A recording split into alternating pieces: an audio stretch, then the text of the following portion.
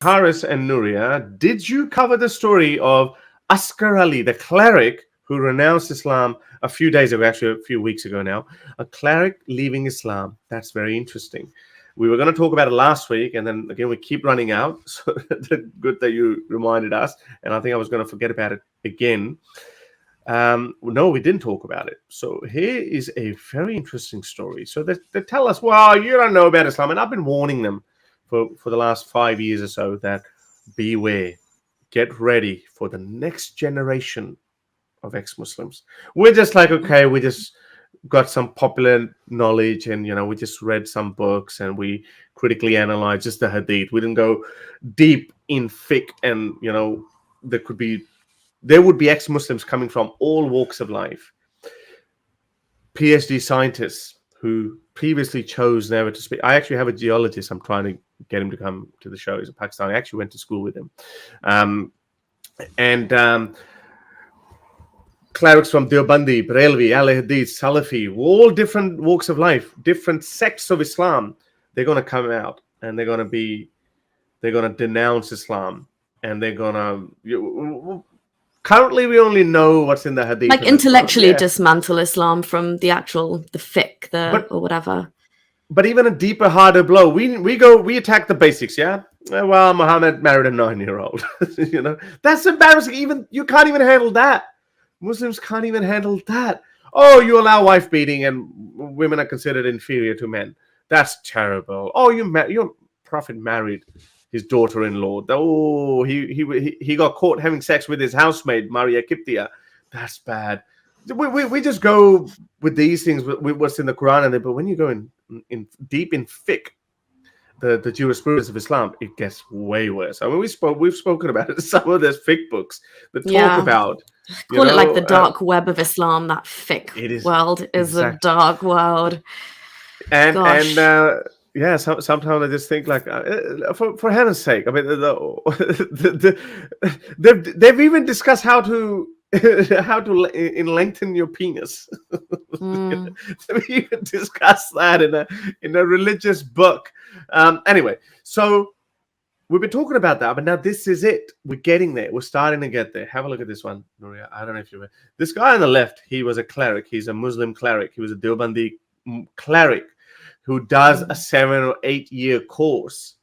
You do that, and then you become a Maulvi or a cleric or a sheikh and then a mufti. So this guy, Asghar when you Ali say the 7-8 year course to me, I'm just thinking in my head, it was wasted time. but exactly. I was like, what a waste of years. You wouldn't believe it. I actually had on my Urdu show, I once had this cleric exactly like that a couple of years ago. He was telling me all these things about, why I left Islam and what's in there. He was a hafiz. A hafiz is someone who's memorized the Quran by heart. And he knew and because they talk like these Islamic clerics, I don't know Arabic and I'm terrible at it, but they would say that in Arabic first and then they would translate it. Anyway, so he was very impressive, but still he didn't come out with his face, with his ID, because again he wasn't ready for it. But I knew that. I saw that coming, that this is going to happen. So he told me, he said, yeah, I did the Dars Nizami course for 7 years. It took me 7 years. I said, oh, okay, well, could have been not a medical doctor. You could have been a real doctor, dentist. Nuria, he was angry. I made a joke about it and he was angry. He said, I feel so angry that I did not get any formal education. Now I've just done year 10. He was angry. Be angry about it. Good. This is what I want people to be angry about it. When you look back, I mean, this guy still got off lightly. There's women who have said 20 years. I was studying as like a madrasa teacher and just nothing but fit jurisprudence has gone into my years. Nothing but BS. Literally, which has no relevance. Yeah.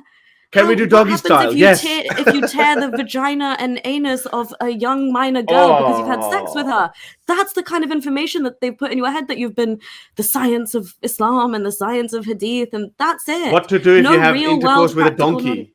Yeah. Kill the animal. Kill the damn donkey. Yeah. Do I kill it or not? And how to kill it? How long was the duration of intercourse or whatever? Was it accidental or was it well planned? They go in these details in these books of fiqh. Like So anyway, so rats, that guy rats are the was conspirators against Islam, by the way. You've got to kill rats wherever you find them. There's this whole manuals on killing lizards and mice. What it's is so this? bad. It's Anyway, so yeah. embarrassing. But anyway, that guy was actually angry, Nuria. He said that, Harris, I've only done year 10 years of education. And he said, then I did this course for 7 years. He said, my best years are gone. I know nothing other than this crap.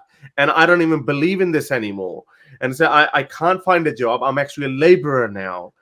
So I actually realized that because you made that point that Good. No, they be were. angry. That's very good that he is. But also, you know what? Like even now when I was going back into law, I'm like, oh, I'm like just 30 years old. Is it worth it? Better late than never, by the way. Like, don't think that you've wasted all those years of your life. I mean, they are, but what can you do? There's no point crying over spilt milk, right? Just look forward, because if you think, oh, there's no point me studying or going back to education now, you will have the same thought years down the line, but in that time you could have already got it. So definitely, I think if your head has just been filled with Islamic nonsense, definitely go out and seek some like real world practical knowledge. Even if you're doing courses online for free or whatever, just up your skill set and up your kind of like train your brain to deal with the modern world, because you don't really need to be going around with knowledge like dip the other wing in so that the fly's poison is neutralized or whatever. God. Yeah. But anyway, so going back to the story, this Yeah. guy on the left, you can see he was a cleric, young man, Asghar Ali from Kerala, India, was a Maulvi Sheikh who received formal education of Islam in a madrasa. Asghar Ali left Islam after completing his Islamic studies. So after completing it, he did it, he read it, he studied it by your standards. And then he said, this is what we say. All you got to do is just read the Quran and Hadith and maybe fiqh books.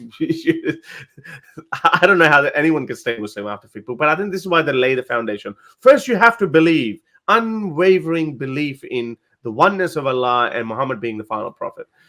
So yesterday, on 1st of May 2022, so almost 2 weeks ago, he publicly declared himself, and you can see that on the right, declared himself as an ex-Muslim at an event. Now, before his public declaration, knowing that he would declare his descent from Islam, a group of Islamists, including his brothers, beat him up, broke his mobile phone, and attempted to kidnap him in front of all these people. So bystanders, and the police came, and the bystanders actually rescued him. So Soleil was just talking about how his sister, again, that was his sister, again, might be a different level of relationship. But here, brother turned against a brother, and all of a sudden he's forgotten about it. Now, this brother is probably an armed person and an ordinary person who doesn't have any formal education in Islam. But this guy does. First you say, oh, you don't know anything about Islam. Okay, let me go and study it. Okay, 7 years. I've done your course. I've learned the Arabic. I've read a particular school of thoughts, fiqh, and I know the Hadith. I've read all the Hadith books and the Quran with my whatever favorite chosen tafsiris, exegesis is. Now I want to leave Islam. Kill him. What kind of logic is this? Also goes to show that how scared they are of knowledge. You know what I mean? This man actually knows. He's read it, as you said, like according to their own standards. And this is the cult-like behavior. This is what Islam reaps, because he now knows what's in the books. He probably didn't sit right with him, and he was like, "This is not something I want to be part of." And yet, it's like Hotel California, right? You can check in, but you can never leave. Check out, but never, ever, ever leave. And the fact that he was going to do this in a public forum, in like a public event, a public display of your apostasy from being a learned Islamic scholar is going to get people talking, is going to get questions being raised, it's going to get Islam being put under the spotlight as to why he left. What was it? How do you learn and get so close to God and acquire all this knowledge and say, nope, not for me, I want. And as you can see, there's no out in Islam. There's no out clause. There's no way to get out. That woman in Nigeria paid the price for just voicing. And by the way, in that video, Haris, in that voice note, she was saying that this is not a place to talk about religion anyway. She was trying to bring the group chat back to it was made for study purposes, right? To discuss the course. She was like, we're not here to like glorify prophets. So they dragged her. So they dragged her in a conversation. Yeah, she was just saying, we're not going to talk about this here. And in doing so, and I don't know the rest of the conversation because, you know, exactly. Well, if you provoke someone, then she might have said something. Well, I'm sorry, I don't believe he's a prophet because he raped a 9-year-old girl. Oh, blasphemy, murder, burn! That's what they do. That's how they Yeah. suck them in, and then they go, "Well, you provoke us. Well, you provoke us." So anyway, so let's just wrap this up. And it says, so what he said, I left Islam after I studied it in detail. When I was doing the Hudavi course, this is one of the courses that I was talking about, there was very little opportunity to read materials other than those related to Islam. Again, they say he was only reading about Islam, nothing else. During the lockdowns, I got to read other disciplines, which opened my eyes. He said, Askar said that there was little tolerance in the families towards those who leave their religion. They see you as a despicable creature. And this is how it is. We know this. You and I, being Muslims, we know this. Some of us are lucky that we grew up, or we happen to be in circumstances where nothing could happen against us, or they couldn't do even if they wanted to. Not that they wanted to. But not everyone is in that privileged position where they can breathe freely. They can't. So Islam is imploding, guys. Bear with us. Join us in that wonderful ride, and you're going to witness And the be on death the of right Islam. side of history. Exactly. Yeah. To help me produce more videos like these, support me on Patreon or PayPal.